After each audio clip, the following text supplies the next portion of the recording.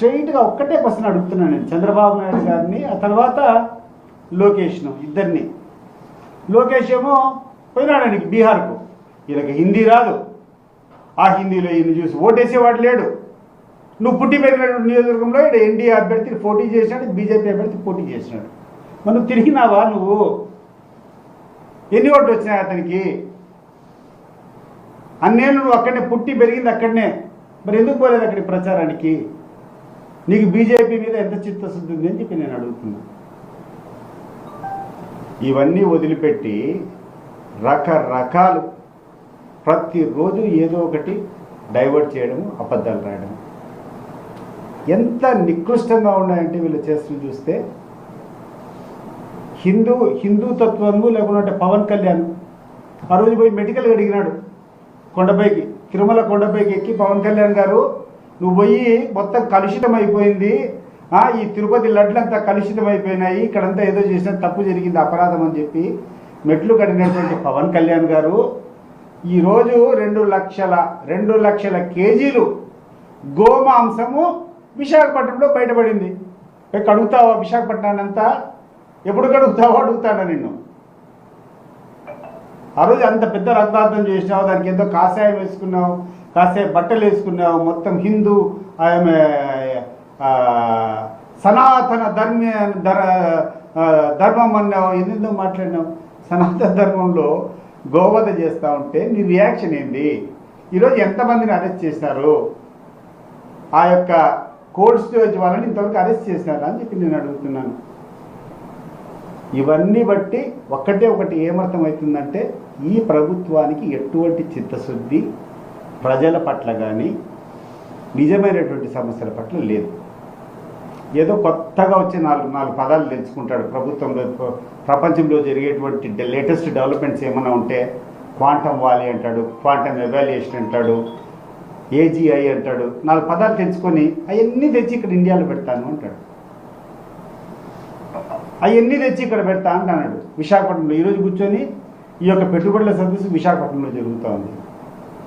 నువ్వు అంత గొప్ప వ్యక్తివి, నువ్వు ఒక రాజధాని నిర్మించి ప్రపంచానికి ఆదర్శమైనటువంటి ఒక నగరం నిర్మిస్తా అని చెప్పి అమరావతి అని చెప్పినావే, ఈ పెట్టుబడులు అమరావతికి తీసుకొని రావచ్చు కదా.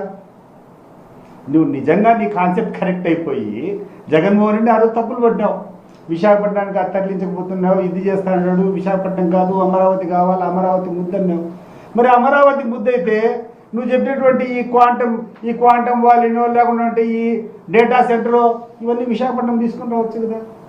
ఎందుకు తీసుకొని రాలేకపోతున్నావు నువ్వు? నీ యొక్క మాటల్లో ఉండేటువంటి అబద్ధాలు, నీ వ్యవహారంలో ఉన్నటువంటి అంతర్గతంగా దాగి ఉన్నటువంటి అర్థాన్ని ప్రజలు బాగా అర్థం చేసుకున్నారు. ఈరోజు తెలుగుదేశం పార్టీ నాయకులు ఏమి చేయాలన్నా కూడా పేరు మాత్రం ఒక స్కీమ్ పెడతారు, ప్రతి స్కీమ్ వెనక ఒక స్కామ్. గవర్నమెంట్ హాస్పిటల్ ఉన్నాయి, ప్రైవేట్ వాళ్ళకు అప్పచెప్పాలా? ఏ సామాన్య ప్రజలకు అడిగినా చెప్తాడు, ఏముంది ప్రభుత్వం సొత్తు తీసుకొని తక్కువ డబ్బులతో ప్రైవేట్ వాళ్ళకి అప్పచెప్తే ఏం చేస్తారు? టేబుల్ కింద నుంచి ట్రాన్సాక్షన్ జరుగుతాయి. తెలియందా? నువ్వు చెప్తావు ఒక ఇండస్ట్రీ అంటావు, నువ్వు ఏ ఇండస్ట్రీ పెట్టినా వానికి రాయితీలు ఇస్తావు. ఎక్కడ ప్రపంచంలో ఎవడు ఇవ్వనండి రాయితీలు. ఏం చేస్తావు? దేనివల్ల వస్తుంది? నువ్వేమో పైకి చెప్పడమేమో మేము ఇండస్ట్రీస్ను తీసుకొని వస్తున్నాం, ఏదేదో లక్షల పెట్టుబడులు తీసుకొని వస్తామని చెప్తాడో, ప్రభుత్వ స్థలం కారు చౌకగా ఇచ్చేస్తావు, ఆఖరికి రిజిస్ట్రేషన్ ఫీజులు లేకుండా ఎక్కడ కొడతావు, కరెంటు వాళ్ళకు తక్కువ ధరకు ఇస్తానంటావు. ఇవన్నీ కన్సెషన్స్ అన్నీ ఇచ్చిన తర్వాత టేబుల్ కింద ఏం జరుగుతుంది? ఏ సామాన్యుని అడిగినా జరుగుతుంది.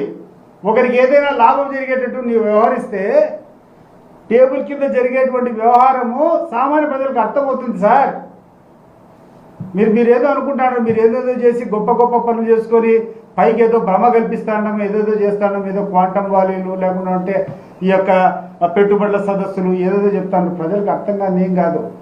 నువ్వు ఎక్కడికి బయటికి పోవాల్సిన అవసరంలా. ప్రపంచంలో అన్ని దేశాల కంటే తెలివైనటువంటి వాళ్ళు ఈ రాష్ట్రంలో ఉన్నారు, ఈ దేశంలో ఉన్నారు. ఇక్కడటువంటి జెన్యున్ బెనిఫిట్స్ని ఎంకరేజ్ చేయి, అది వదిలిపెట్టేసేయి. ఇక్కడటువంటి వాళ్ళకి ఏ ప్రోత్సాహకాలు ఇయ్యరు. ఎందుకంటే వాళ్ళ దగ్గర నుంచి తీసుకుంటే అర్థమవుతుంది కదా, వాళ్ళ దగ్గర నుంచి ఏమైనా డబ్బు అడిగితే బయటపడుతుంది కదా. కాబట్టి ఇవి అర్థం కాకుండా పైన అన్నీ విదేశాల్లోనే రావాలి. అంటే తెల్లతోలు ఉండేవాడు వస్తేనే నీకు పెట్టుబడి వచ్చినట్టు. ఈ రాష్ట్రంలో ఉండేటువంటి వాళ్ళు, ఈ దేశంలో ఉండే వాళ్ళను నువ్వు కనీసం కన్నెత్తన్న చూసినావా? ఈ దేశంలో లేరా పెట్టుబడి పెట్టేవాళ్ళు?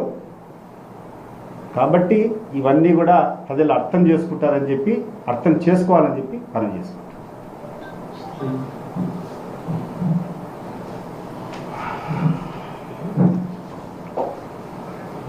ఆయనేమో బోర్డు, ఆదినారెడ్డి బోర్డు. పులివెందులు వచ్చి ఎలక్షన్ చేస్తా అంట. పులివెందులో బీజేపీ లేదు, పులివెందులో బీజేపీ కౌన్సిలర్ లేడు. వీళ్ళ పార్టీ పెట్టినటువంటి అభ్యర్థి ఈయన 24 గంటలు ఉండేది ఆ జూబ్లీ హిల్స్ ఏరియాలో. జూబ్లీ హిల్స్ ఏరియాలో ఆయన ఉండేది 24 గంటలు. ఆయన లోకేష్ పుట్టింది పెరిగింది ఆడ. ఈ రోజుకు 17,000 ఓటు వస్తే వీళ్ళు ఎప్పుడన్నా ప్రచారానికి పోయినారో బీహార్కి ఏమో పోతారు. బీహార్లో పోయి ప్రచారం చేస్తాడు, జూబ్లీ హిల్స్లో ప్రచారం చేయడు. సో వీళ్ళు ఏ భాగస్వామిలో వీళ్ళ కథ ఏందో, వీళ్ళ కార్కాలం ఏందో, వీళ్ళ ఎలక్షన్లు ఏందో, వీళ్ళ నీతి ఏందో ఈయనటువంటి ఒక స్కీము అమలు కాదు. వీళ్ళు ప్రజలకు చెప్పిన హామీలేమో అమలు కావు. కొత్త అన్నీ వస్తాయి. ఏది ప్రైవేటైజేషన్ వస్తాయి, డేటా సెంటర్లు వస్తాయి, ఇంకోటి వస్తాయి. జగన్మోహన్ రెడ్డి గారు తెచ్చిన డేటా సెంటర్కు కొత్త చొక్కా వేసి దాంట్లో గూగుల్ వాళ్ళు కూడా కలుపుకొని మేము తెచ్చినామంటాడు. ఎక్కడా లేని కొత్తది ఆర్టిఫిషియల్ ఇంటెలిజెన్స్ దానికోసం క్వాంటమ్ వారి మాతో అగ్రిమెంట్ చేయాలని చెప్తాను. ఎట్లయితే ఆ రోజు అనంతపురంలో కూర్చొని సూపర్ హిట్ అన్నాడు, సూపర్ 6 సూపర్ హిట్ అని చెప్పి ఏ ఒక్కరితో మాట్లాడతాడో కూడా అర్థం కావడం లేదు. మెయిన్ స్కీమ్స్ ఏ కదా సూపర్ 6లో ఉండేటువంటి మెయిన్ స్కీమ్స్ ఏంటి? 18 సంవత్సరాలు దాటినటువంటి ప్రతి మహిళకు కూడా 18,000 ఇస్తా అన్నాడు. నెలకు 18,000 అన్నాడు. దాదాపు ఎంత అవుతుంది? 60-70 వేల కోట్లు అవుతుంది సంవత్సరానికి. సున్నా ఎగనామం పెట్టాం.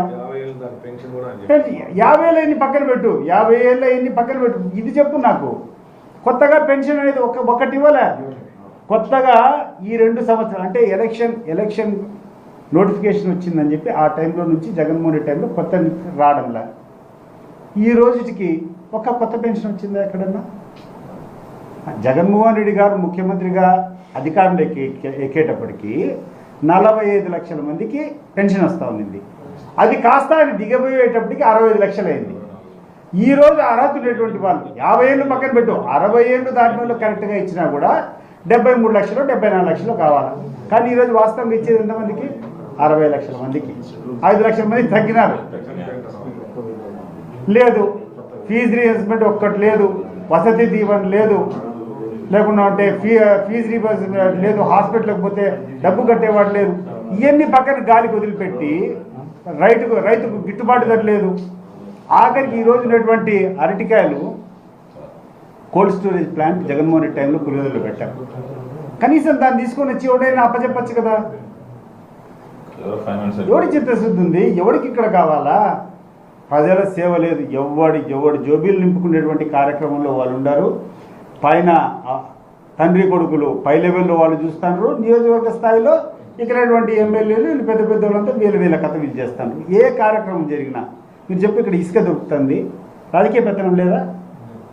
ఏ రీచ్లో రాజకీయ పెత్తనం లేదో చెప్పని చెప్పు. ఏ కార్యక్రమం కావాలంటే ప్రజలకు ఒక చిన్న పర్మిషన్ కావాలంటే, ఒక మున్సిపల్ ఏరియాలో పర్మిషన్ తెచ్చుకోవాలంటే ఎమ్మెల్యే యొక్క చేయి తడపకుండా వస్తుందా ఏమన్నా? స్థానికంగా ఉన్నటువంటి ఎమ్మెల్యేలకు అండ్ బాధాకరమైనటువంటి లేకపోతే సంతోషకరమైన విషయం ఏంటంటే వీళ్ళకి కావాల్సినటువంటి పత్రికల్లోనే వీళ్ళ ఎల్లో మీడియాలోనే వీళ్ళే రాస్తున్నారు ఆర్టికల్స్, ఎమ్మెల్యేలు తీరు ఇట్లుందని. పైకి పెద్ద అంశాలన్నీ రాయకపోయినా లోపల జరిగేది వీళ్ళు కూడా ఆపుకోలేకున్నారు. అనేక కథనాలు నేను చూసిన ఆంధ్రజ్యోతిలో, ఈనాడులో ఎమ్మెల్యేలు చేసేటువంటి పనితీరు పట్ల ఎందుకు కంట్రోల్ చేయలేకున్నారు? సాక్షిలో వస్తే పక్కన పెట్టు, మీ పేపర్లో వచ్చేటువంటి దాంట్ల మీద కూడా మీరు ఎందుకు చర్యలు తీసుకోలేకున్నారు?